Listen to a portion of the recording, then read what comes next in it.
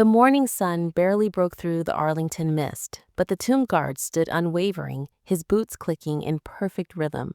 21 steps, pause, turn, repeat. A crowd watched hushed as his rifle gleamed against the sacred marble of the tomb of the unknown soldier. Then came the shout, sharp and venomous, from a man in a suit worth more than most people's homes. "You're just a prop," he sneered, stepping over the rope, his voice daring a guard to flinch. The crowd froze, sensing a storm.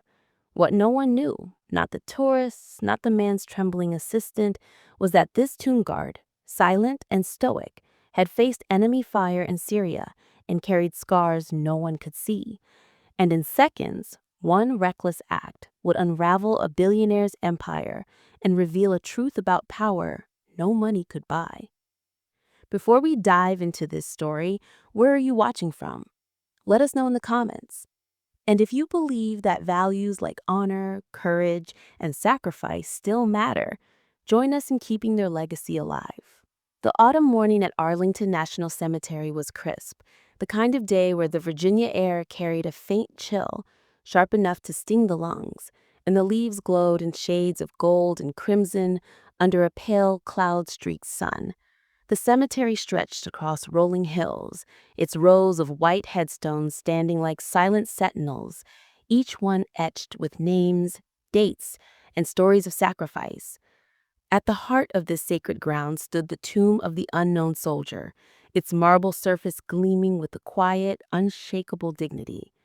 A crowd of tourists, families, and veterans gathered at a respectful distance, their voices hushed, their footsteps soft on the stone plaza. Some clutched guidebooks, others held cameras, but all felt the weight of the place. A place where history wasn't just remembered, but lived. Ryan Mitchell, a sentinel of the tomb, moved with a precision that bordered on the mechanical, yet carried a profound grace. 21 steps a pause, a sharp turn, the click of his polished boots echoing in the stillness, the rifle shifting from one shoulder to the other with textbook accuracy. His navy blue uniform was immaculate, every crease sharp, every button gleaming. The tomb guard badge on his chest caught the morning light, a small but proud symbol of his duty. At 28, Ryan was tall, 6'1", with brown hair propped close to his scalp and green eyes that stayed fixed on an unseen point in the distance. His face was unreadable, a mask of discipline forged through years of training and a tour in Syria where he'd earned a silver star for pulling his squad through a brutal ambush. His scars, both visible and hidden, were carried with the same quiet resolve as his rifle. The crowd watched in reverent silence. A young boy no older than 8 tugged at his father's sleeve, his voice a loud whisper. "Dad, why does he walk like that? Doesn't he get tired?" The father, a broad-shouldered man in a flannel jacket, knelt beside his son, his voice low but warm. "It's about respect, Tommy, for the soldiers who gave everything and never came home. Those guys in the tomb, they don't have names anymore, but he's making sure we don't forget them." Nearby, an elderly man stood with his teenage granddaughter, his worn coat adorned with a regimental pin from World War II. Harold Bennett, 78, had seen combat in the Pacific, and his weathered face held a mix of pride and sorrow as he watched Ryan's measured steps. He leaned down to his granddaughter, Emily, his voice rough but steady. "This is what duty looks like, Em. Not many understand it anymore." Emily nodded, her eyes wide, clutching a small American flag she'd bought at the visitor center. The reverent quiet was shattered by the low hum of a sleek black Mercedes SUV, pulling up near the plaza's edge. Its polished surface reflected the golden leaves, and its presence felt out of place, like a shout in a library. The driver, a nervous lad in a black suit named Davis, scrambled to open the rear door, but Victor Langston was already stepping out, his impatience radiating like heat. At 55, Victor was the embodiment of corporate power. Silver hair swept back with meticulous care, a bespoke charcoal suit tailored to his lean frame, and a Rolex Daytona glinting on his wrist, its gold face catching the sun. His gray eyes, sharp and calculating, scanned the scene with a mix of disdain and boredom. Too slow, Davis, he snapped, brushing past the driver without a glance. We're on a schedule and I don't have time for dawdling. His executive assistant, Margaret Hayes, a sharp woman in her mid-30s, hurried to keep pace, her navy blazer pristine and her iPad clutched tightly. She tapped at the screen, her voice professional but edged with caution. Sir, the tech summit meeting at the venue is at 2 in DC. We could have handled this remotely. Save some time. Victor waved her off, his tone sharp. I don't trust photos or virtual tours. If Langston Innovations is going to host the biggest AI summit this city's ever seen, I need to see the space myself. He gestured dismissively at the tomb. Though why would anyone pick this dusty old graveyard over a modern conference center is beyond me. Victor's voice carried, slicing through the hushed reverence like a blade. A few tourists glanced over, their brows furrowing. A woman in a red coat whispered to her husband, "Who does he think he is?" Harold Bennett's jaw tightened, his hand resting protectively on Emily's shoulder. He'd heard men like Victor before, men who thought their wealth made them untouchable. Victor strode toward the tomb, his polished shoes clicking loudly on the stone path, drawing more eyes. Margaret trailed behind, her expression tense, her heels clicking softer but no less urgent. Sir, this is Arlington National Cemetery. It's not just a venue. It's a graveyard.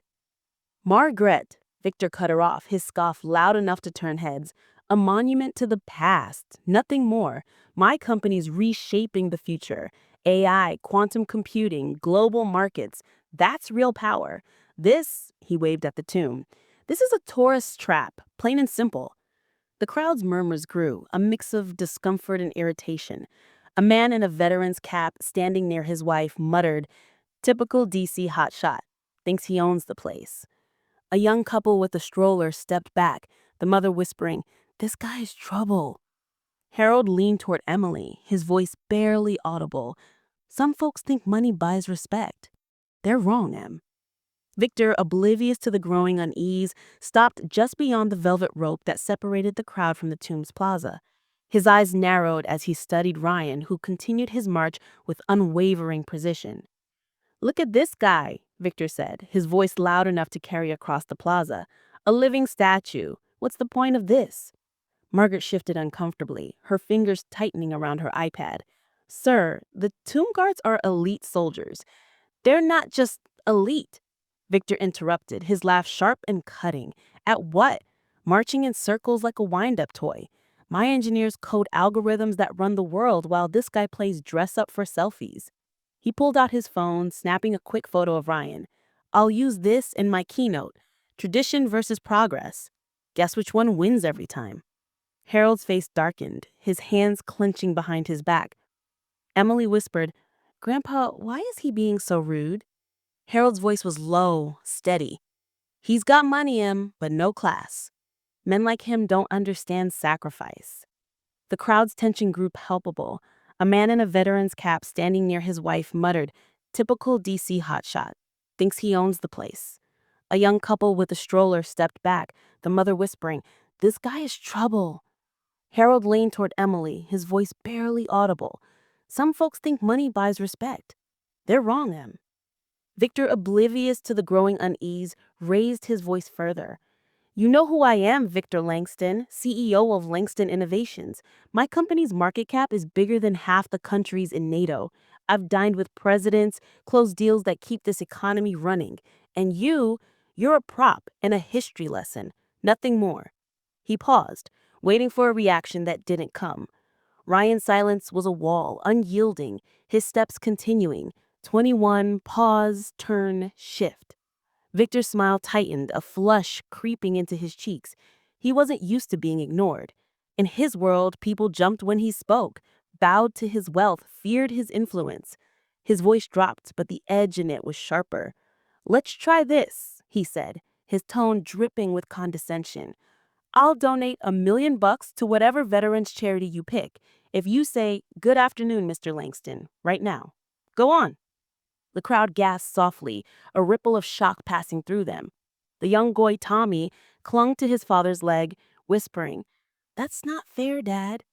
The father nodded, his jaw tight. It's not about fairness, son. It's about respect. Harold's eyes narrowed, his voice low as he murmured to Emily, "This man's about to learn something the hard way." Ryan didn't flinch. His steps remained steady, his rifle held at the precise angle, his discipline a silent rebuke to Victor's arrogance. Victor's frustration boiled over, his face reddening. He stepped over the velvet rope, entering the restricted area around the tomb, a clear violation of Arlington's rules. "You hear me?" he shouted, his voice echoing off the marble. "I'm offering you $1 million. Acknowledge me." Margaret grabbed his arm, her voice urgent. "Sir, you can't do this. You're not allowed." Victor shook her off, advancing toward Ryan, his polished shoes scuffing the sacred stone. The crowd held their breath, their phones lowering as they sensed the situation spiraling out. Harold stepped forward, his granddaughter grabbing his arm. "Grandpa, no."